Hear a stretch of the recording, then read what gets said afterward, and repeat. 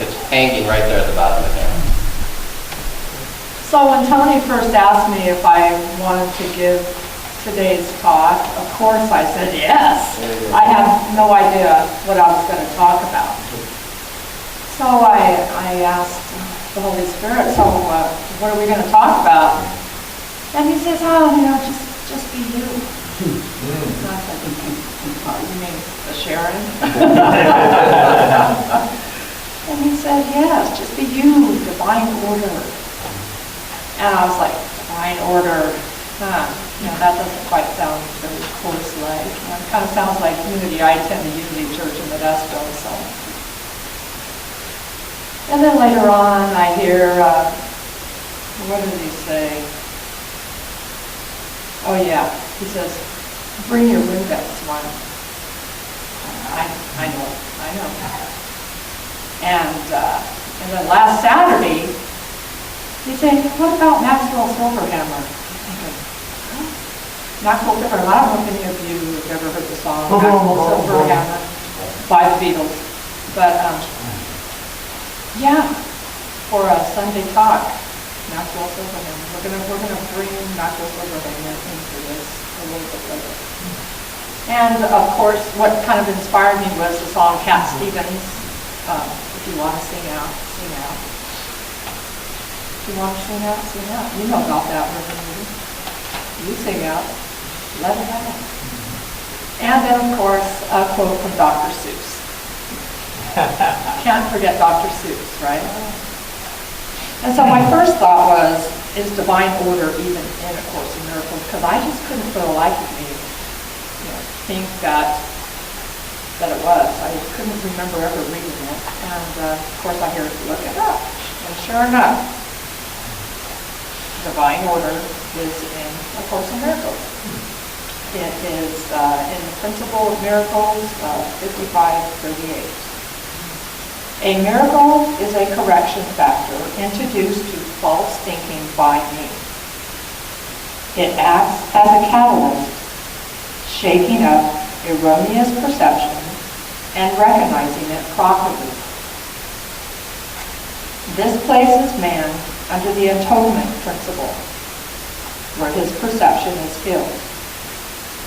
Until this has occurred, revelation of the divine order is impossible. Now, I would be immediately reminded of a time I had an erroneous perception of myself. And that was, I had just gotten a job at a hospital. And I have, a lot of people don't know, because I still kind of have it a little, but I have kind of an animated personality. I just kind of pops out, I have these little different characters with different voice sounds, and I'm animated. I quote commercials and movie quotes, and not everybody gets it. And especially I like to get into it, so I'm going to be having my voice different, and I'm going to have a different facial feature, some gestures, and if you don't get it, it could be, I guess, offensive. So one day at work, I had one of my coworkers say, this is a new job, so what personality are you now? And I said, well, they're all me. It's all me.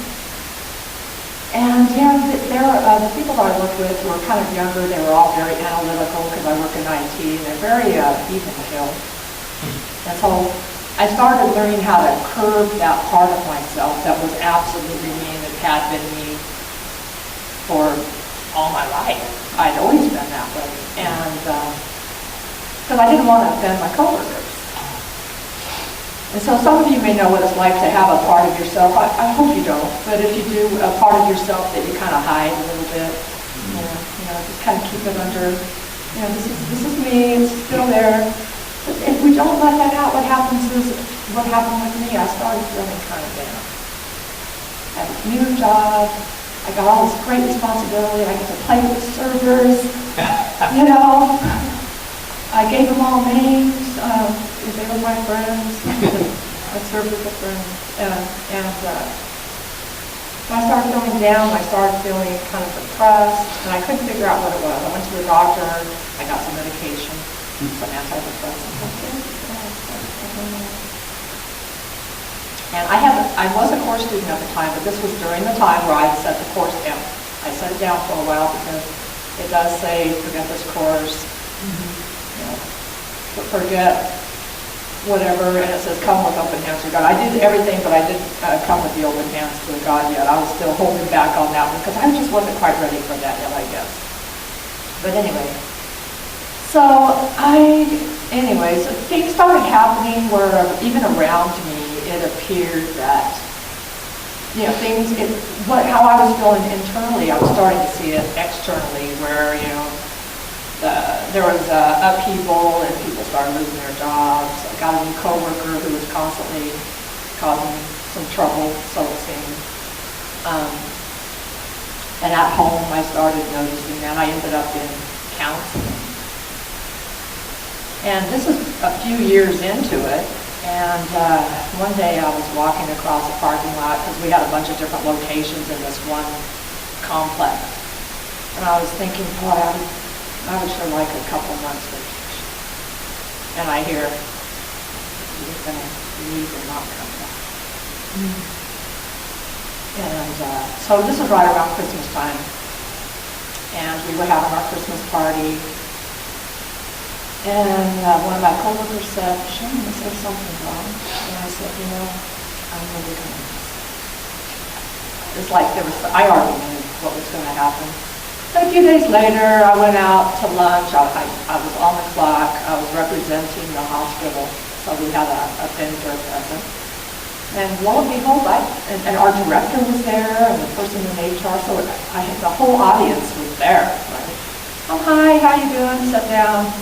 Order a couple tacos and beer. Yeah, I thought it was on. Anyway, so I ended up losing that job. Apparently, you're not allowed to drink beer while you're on the clock representing the hospital, and you know. And then they come and say, "Whose is that?" Well, that's fine. But after that, I immediately, I heard it was time to get back to the course, and I immediately started doing the lesson again. I kind of repeated 1 through 50 several times. And it kept me going while I was looking for a new job. It was during the time, when was that? 2009. During the crash, there was a lot of people out of work. But it worked out for me. That was exactly how it should be.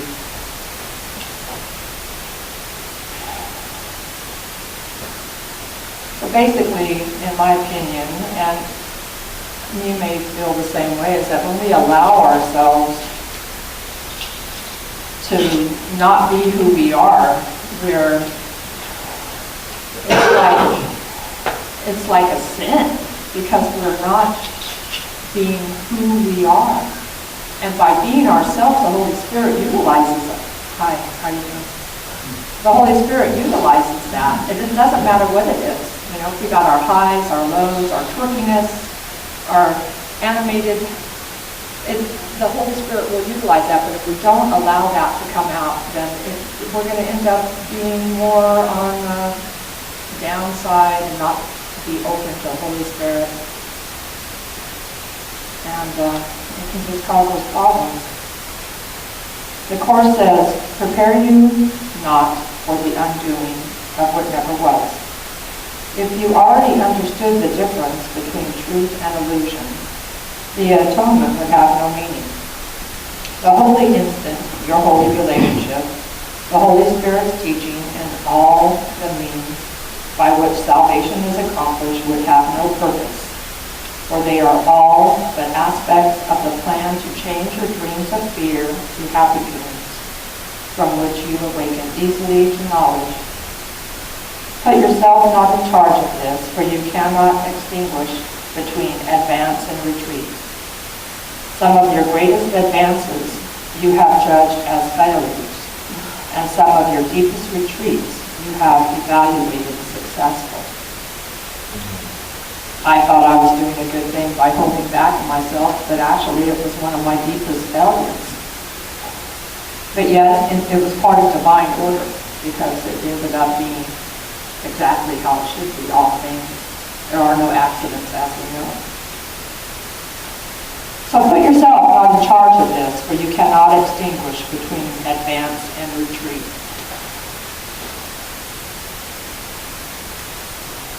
Oh, yeah. What came to mind when I read that, which was kind of interesting, was the Maxwell Silverhammer part of my talk.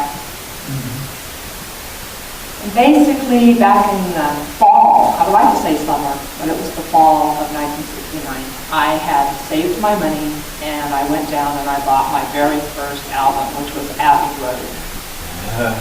Yeah, my first album. I had plenty of 45s, but that was my first album. I was 12. And had a record player, and I just sat and played it all the time. It was great. Every song on it was amazing. And this one song, Maxwell Silverhammer, myself and all my neighborhood friends, we loved that song. Something about it, right? Okay. So I would take it out on the front porch, the record player, put the music in, and all the kids would come around, and we would each take turns playing Maxwell. Yeah, we would play. So basically what we would have is Maxwell Silverhammer had a hammer, and he would run around irritating people and using his hammer and hitting them on the head, and they would die. So if you would think about it, we have all the neighborhood kids out playing Maxwell Silverhammer. And if you would think about it, well, these little hoodlums out there, running around with this fictitious silver hammer, hitting each other on the head, but we were having fun. And the Holy Spirit would take that erroneous perception, and he would see that we were joining together in a mutual love and respect for one another. And we recognized one another for who we were. We weren't trying to be someone that we weren't. What we were is exactly who we are, which was we were good friends. So I was going to sing that, but I decided not to. Okay. And thus the Son of Man become the Son of God. It is not really a change, it is a change of mind. Nothing external alters, but everything internal now reflects only the love of God. God can no longer be feared, for the mind sees no cause for being joined in one purpose. And when they share with God, how could they be separate from each other? What does it matter if they then appear in many forms? Their minds are one, their joining is complete, and God works through them now as one, for that is what they are. And from the above quote, God's teachers appear to be many, for that is the world's need. There is a way of living in the world that is not here, although it seems to be. You do not change appearance, though you smile more frequently. Your forehead is serene, your eyes are quiet, and the ones who walk the world with you recognize their own. When I think of that, I think of one of my little twitchy things. I don't know if any of you get commercials rolling around in your head, little commercial ditties, right? So I've got this feeling, this peaceful feeling. I've got this joy in my heart, and I'm out shopping, but I've got this look on my face that says, come here and I'm going to bite your head off. It's the relaxed look, And all of a sudden I hear, put on your index smile. And I get a smile. The Holy Spirit utilizes these little bitties I have rolling around in there to put on my index smile.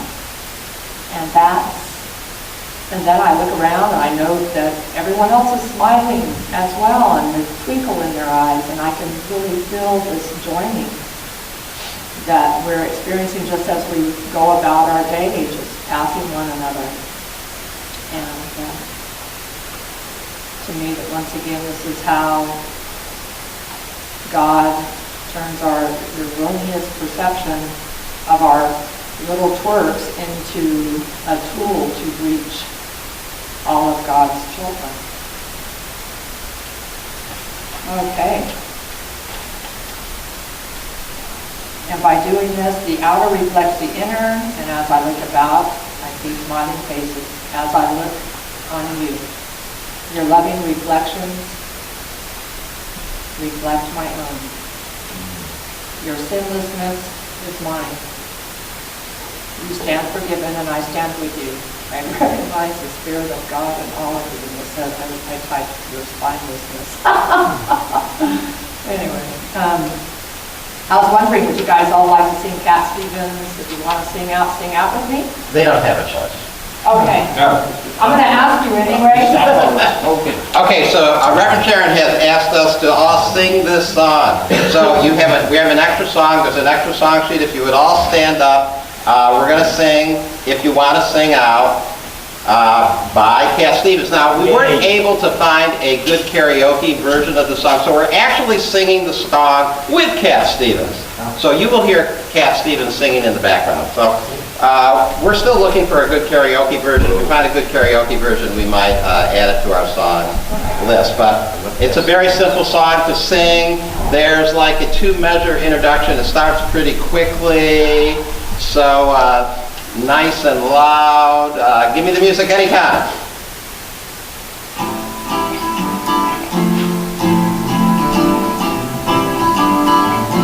Here. Well, if you want to sing out, sing out. And if you want to be free, be free. 'Cause there's a million things to be, you know that there are. And if you want to live high, live high. And if you want to live low, live low. 'Cause there's a million ways to go, you know that there are. You can do what you want. The opportunity's on. And you can find a new way. And you can do it today. You can make it all true. And you can make it undo. You see, it's easy. You only need to know. And if you want to say yes, say yes. And if you want to say no, say no. 'Cause there's a million ways to go, you know that there are. And if you want to be me, be me. And if you want to be you, be you. 'Cause there's a million things to do, you know that there are. You can do what you want. The opportunity's on.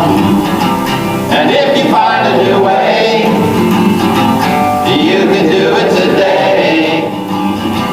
You can make it all true. Or you can make it undo. You see, it's easy.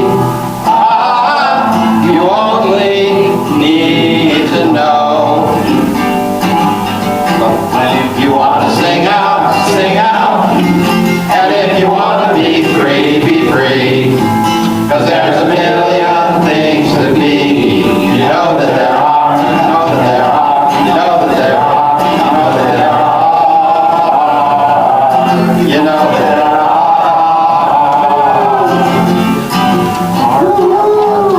Just one more left. A quote from Dr. Seuss. Today you are, wait a minute. Today you are you. That is truer than true. There is no one more alive who is newer than you. All right. I thought I could remind you of something else.